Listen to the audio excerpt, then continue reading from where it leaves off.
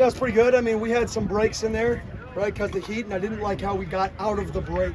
I thought it took too long for our guys to transition from break back into playing football, and that's all football is. You take the field, you go to the sideline for 5 minutes, then you retake the field. So we have to practice, right, going from a rest period, right, back to full speed. So that's what I talked to my Price about. Kind of his idea was the popsicles. Oh, that's pretty normal, to be honest. Around college football, I wish I could say that's like unique and special. That's most hot places have something like that. Were they like Powerade popsicles or something? Yeah, they're like hydration popsicles, so they're just something cold to cool the guys down. Is it safe to say that the O lineman will sneak into the quarterback competition? That was embarrassing. Yep. O-line, D-line have been eliminated, right? And Jalen Conyers. When you practice outside in the heat, day after day, what should that do for your team? It's adversity, right? It's all it is. Like, the more adversity you can create in practice, the better, right? Because that's what a game is, and you can't simulate the adversity. Everybody says we're going to make practice harder than a game. Well, that's the goal. We come out here, we try to practice harder than a game, and the heat's an advantage. We need to play into it. We need to use it. We need to embrace it. Treat it as a teammate, right? Thank you. It's hot outside today. I hope we play in this, right? Advantage. Did you get any indications from watching the conditioning that you think the team is in? I think we're in pretty good shape. Hard without pads, right? Football shape and helmet shape are two different things. So, I mean, I only saw 2 guys cramp, right? That's a positive. Our first day of spring ball, it became the walking wounded there pretty quick. So, I mean, the fact that only 2 guys cramped and it was in the last 2 periods of practice means Coach Joe had them in pretty good shape. And then obviously we got the practice data from spring to monitor, right, how to keep these guys in a work mentality, but also the science behind what is too much, right? Where did we push that actually caused hamstring injuries, caused quad injuries? So we kind of tailored and rode that balance of work, but also being smart with the data that we had in spring. It's obviously very early, but a lot of newcomers on the offensive line. What did you make of the transition with some of those new faces? To be honest, I'm going to have to watch the film. A lot of stuff going on. It'd be unfair for my 2 to 3 plays of watching a specific player to make a comment on one of them.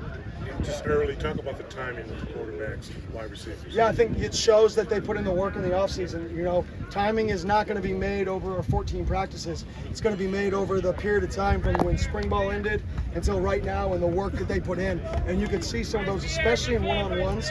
You can see some route conversions, right, being on the same page. And that's what makes good football teams, is quarterbacks and wideouts, tight ends being on the same page with the route conversions. What does it mean to you that Elijah Badger stuck around and is here this year, and what does he bring to you? I mean, it means absolutely nothing that stuck around. I want people who want to be here. So anybody who wants to leave, leave today. I'll give you a waiver, I'll sign it, go ahead. And I want people who want to be here. What it means to him, though, he got an opportunity to go down in the history books at Arizona State.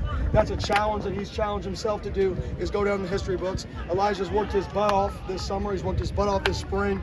He's matured a bunch. Big Elijah Badger fan. I'm fired up for what he can do this year. But I want people who want to be here. There's not like a sales pitch to keep you here. It's just stay or leave, right? And all these people chose to be here, right? They made a decision to be here. So everybody's the same in my book. Kenny, are you happy with the retention, just of going through the offseason and learning new schemes? Yeah. Which is all that. And then we're light years ahead of spring ball day one. People that were out here for practice, you could probably see kids understanding where they're supposed to run to, even running plays. Like, we got through every play today, right? We were 3 minutes behind, which I didn't like, right? But we got through every play. The first day of spring ball, I can't remember the exact number. We were out like 14 plays. We were behind. So that's a retention. That shows the retention. It shows the level that we're in shape. And spring ball was nicer out. So this was more challenging, and we already started at a better pace. So that's a kudos to the team. Kudos to Coach Connolly. What can a healthy Jake Smith bring to this wide receiver? A lot. I mean, he can bring a lot. He's fast, catch the ball well, good with the ball in his hands, physical. You can even hand the ball if you wanted to. I mean, he's just a versatile human. Are you pleased with today's first practice? Yeah, I'm satisfied. I wouldn't say pleased. I mean, there's some things we can do better, right? But I mean, I was satisfied. I thought the guys came out here with the intent to work. Is there a lot of room to grow? Yeah, not even close. But I was satisfied with the intent and the purpose. And one person I have to just mention is Torrence. That's a guy who is becoming a leader for the football team. Like, incredible. Guy who put in the work this offseason, challenged them to put in the work. He's over here telling people to pick up their helmets on the sidelines. He's over here telling people to finish and go to drills. You talk about the progression that guy's made from January to today from a leadership standpoint, unbelievable.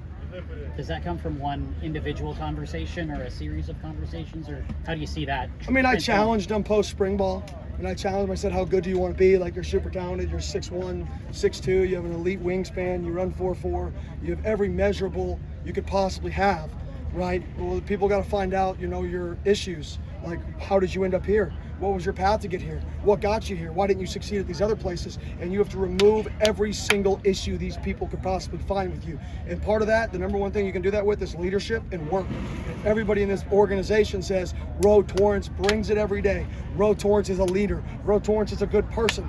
All they're going to look at now is how talented you are. And when you go do that, every other box is checked. So he's really bought into that, just being a good person and leading. And I'm super proud of him. What did you make of Colorado moving to the Big 12? Oh, yeah, cool. I mean, we're playing Southern Utah week 1. I'm fired up, right? And that's literally all I'm cared about. We're going to be the best versions of us every single day, and whatever we do, all the time, right? And we're going to get better and better and better and better and better. And whoever plays us, right? Hopefully we get better and better and better, and we're more competitive, more competitive, more competitive. Coach, in your opinion, what are maybe the 3 most important things that you need to focus on and the team needs to focus on to get better and better and better? Owning the ball, right? You got to take care of the football. Physicality. I showed 8 clips yesterday from Utah, and I said, this is the best team in the league. This team won the league 2 years in a row. This is the gold standard of Pac-12 football right now. And I showed them calling 3 under 3 deep into bubble, 3x1 bubbles, which is not a good defensive call. But what it is their physicality and their culture overcomes those. They can coach the game so aggressive because they know mano a mano, their guy is going to play harder, their guy's going to play more physical, their guy's going to play with more of a passion, that they don't give up explosive plays because everybody plays with the physicality. So I really challenge the guys, if we want to win this league, if we want to be a team who competes at the highest level, we got to be a team that embodies the Utah mindset of we're going to be the most physical team on the field, the most physical team practicing, and that's why we're outside.